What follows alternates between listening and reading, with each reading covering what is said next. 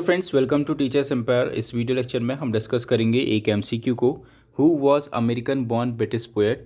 Option है William Wordsworth, TS. Eliot, ST. Coleridge, PB. Shelley. इसका सही आंसर है टी.एस. इलियट को हम लोग अमेरिकन बॉर्न ब्रिटिश पोएट कहते हैं। टी.एस. इलियट का पूरा नाम थॉमस स्टर्न इलियट है। अगर बात की जाए टी.एस. इलियट की, जो कि जाने जाते हैं अपने बहुत ही फेमस वर्क द वेस्टलैंड के लिए, द वेस्टलैंड के लिए टी.एस. इलियट जाने जाते हैं। इसके साथ साथ मॉर्निंग एट द विंडो और टू वर्जिल करके इनकी एक ओड भी है, इसको आप ध्यान रखेंगे। टू वर्जिल करके एक इनकी ओड है टी.एस. इलियट की। ये अक्सर एमसीक्यू में पूछा जाता है कि निम्नलिखित में से कौन सी ओड पी.बी. शैली की नहीं है या कौन सी ओड मिल्टन की नहीं है, तो आपको उसमें एक टू वर्जिल लिखा हुआ दिख जाएगा। तो जो टू वर्जिल नाम की जो ओड है वो किसकी है? टी.एस. इलियट साहब की है।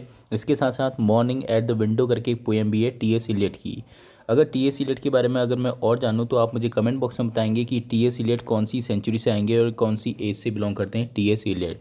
द वेस्टलैंड जो कि इनका बहुत ही फेमस वर्क है, और इनसे रिलेटेड जो अक्सर एक एमसीक्यू पूछा जाता है वही पूछा जाता है कि हैमलेट एंड हिज प्रॉब्लम्स किसने लिखा? तो हैमलेट एंड हिज प्रॉब्लम भी किसने लिखा था? टी.एस. इलियट ने लिखा था। और कब लिखा था? 1919 में। इसके साथ साथ आपने एक बहुत ही फेमस क्वेश्चन देखा होगा, Hamlet is an artistic failure and Macbeth is an artistic success. मैं फिर से रिपीट कर दूं, Hamlet is an artistic failure और Macbeth is an artistic success. ये किसने कहा था? ये भी टी.एस. इलियट ने कहा था। और द सेक्रेट वुड नाम का जो इनका कलेक्शन ऑफ एसेज है, एक पॉइंट आप और ध्यान रखेंगे, the sacred wood, the sacred SACRED, the sacred wood नाम का जो इनका कलेक्शन ऑफ ऐसे है, उसमें इन्होंने ये लाइन कही थी। कौन सी? Hamlet is an artistic failure and Macbeth is an artistic success. ध्यान रखिएगा, जो आपका द सेक्रेट वुड है ये क्या है? एक कलेक्शन ऑफ एसेज है। आपको ये भी क्वेश्चन में दिया जा सकता है कि what is the genre of the sacred wood? ये पोएम है या स्कार्सिज्म है या सटायर है या एलिगरी है, या ऑप्शन होगा उसमें कलेक्शन ऑफ एसेज है। तो द सेक्रेट वुड जो क्या है? एक कलेक्शन ऑफ एसेज है। किसने लिखा था? टी.एस. इलियट ने लिखा था। अगर बात की जाए विलियम वर्ड्सवर्थ की, तो विलियम वर्ड्सवर्थ को आपको पता है, विलियम वर्ड्सवर्थ और एस.टी. कॉलरिज ने मिलकर द लिरिकल बैलेट नाम का बहुत ही फेमस वर्क लिखा था विलियम वर्ड्सवर्थ ने। इसके साथ साथ द डैफोडिल्स करके एक पोएम, द डैफोडिल्स करके पोएम भी किसकी? आपकी विलियम वर्ड्सवर्थ साहब की है। और विलियम वर्ड्सवर्थ से अक्सर जो क्वेश्चन बनते हैं वो उनकी पोएम के कोटेशन से बनते हैं। कुछ फेमस कोटेशन जो कि अक्सर एग्जाम में रिपीट होते हैं, उनमें से विलियम वर्ड्सवर्थ की बात हो रही है। तो poet is a man speaking to a man. ध्यान रखिएगा इस लाइन को, poet is a man speaking to a man. ये किसने कहा था? विलियम वर्ड्सवर्थ ने कहा था। इसके साथ साथ the language of poetry should be simple, ये भी लाइन किसने कही थी? विलियम वर्ड्सवर्थ ने कही थी। और जो तीसरी और जो इंपॉर्टेंट लाइन है, plain living and high thinking, ये किसने कही थी? आपकी विलियम वर्ड्सवर्थ साहब ने कही थी। ठीक है, मैं फिर से रिपीट कर दूं, poet is a man speaking to a man, William Wordsworth ने कहा है। The language of poetry should be simple, William Wordsworth ने कहा है। Plain living and high thinking भी इसने कहा है, विलियम वर्ड्सवर्थ साहब ने कहा है। अगर बात की जाए विलियम वर्ड्सवर्थ की, जो कि जाने जाते हैं अपनी एक बहुत ही फेमस पोएम, जो मैंने आपको बताया वर्ड्सवर्थ और कॉलेज ने साथ में मिलकर लिखी थी, लिरिकल बैलेट। इसके साथ साथ टिंटन एबे, the most important for all the competitive exams. Tintern एबे की लाइंस अक्सर पूछी जाती हैं एग्जाम्स में। आपको पता है टिंटन एबे जो कि विलियम वर्ड्सवर्थ ने लिखी थी। The sounding cataract haunted me like a passion, इसमें लाइन है, फिर से बोल दूँ, the sounding cataract haunted me like a passion.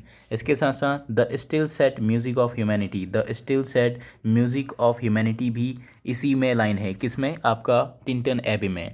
ठीक है, ये दो आपने याद रखने, the still sad music of humanity और the sounding cataract haunted me like a passion, HAUNTED, haunted me like a passion. ये भी जो लाइन है वो किसमें? आपका टिंटन एबे में है, जो कि किनकी पोएम है? विलियम वर्ड्सवर्थ साहब की पोएम है। ठीक है, नेक्स्ट आते हैं एस.टी. कॉलेज में, जिनका पूरा नाम है सैमुअल टेलर कॉलेज। ध्यान रखिएगा, जो विलियम वर्ड्सवर्थ हैं और जो आपका एस.टी. कॉलेज हैं, ये दोनों डिफरेंट एज से बिलोंग करते हैं। कमेंट बॉक्स में आप मुझे ज़रूर बताएं। थोड़ी देर पहले मैंने आपसे पूछा था कि टी.एस. इलियट कौन सी एज से बिलोंग करते हैं, तो ध्यान रखिएगा मॉडर्न एरा से बिलोंग करते हैं। अब आपने मुझे मॉडर्न एरा की सेंचुरी लिख के बतानी है कि कौन सी सेंचुरी से। बात कर रहा था एस.टी. कॉलेज की, तो सैमुअल टेलर कॉलेज, इनका जो अक्सर एक वर्क जो कि एग्जाम्स में पूछा जाता है वो है आपका rhyme of the ancient मारिनर।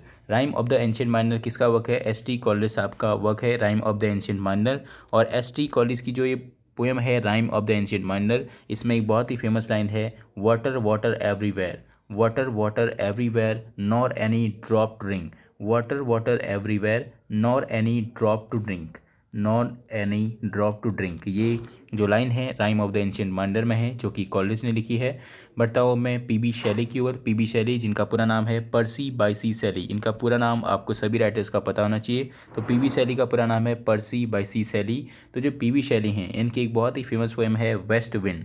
West wind इनकी बहुत ही फेमस पोएम है पीबी शैली की। पूछा जाता है कि वेस्ट विंड कौन से पैटर्न में लिखी गई है, तो वेस्ट विंड एक ऐसी पोएम है जो कि टर्जा राइमा में लिखी गई है। किस में लिखी गई है? टर्जा राइमा में लिखी गई है। अभी टर्जा राइमा को ही हम लोग एक दूसरे नाम से भी जानते हैं।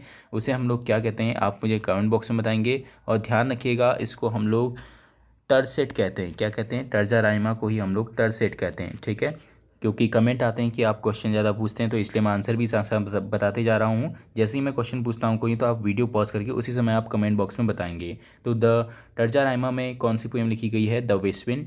और टर्जा राइमा को ही हम लोग टरसेट के नाम से भी जानते हैं। ठीक है, तो पीबी शैली की ये बात होगी, जो कि वेस्ट विंड की हमने बात करी थी पीबी शैली के रेफरेंस में। और तो वीडियो को लाइक करना ना भूलें अगर आपको लगता है कि कुछ ना कुछ इन्फॉर्मेटिव मिल रहा है, चाहे आप किसी की भी वीडियो देखें, लेकिन आप लाइक करना ना भूलें। एक वही चीज़ है जो आपकी तरफ से हमें मिल सकती है। Thank you for watching the video.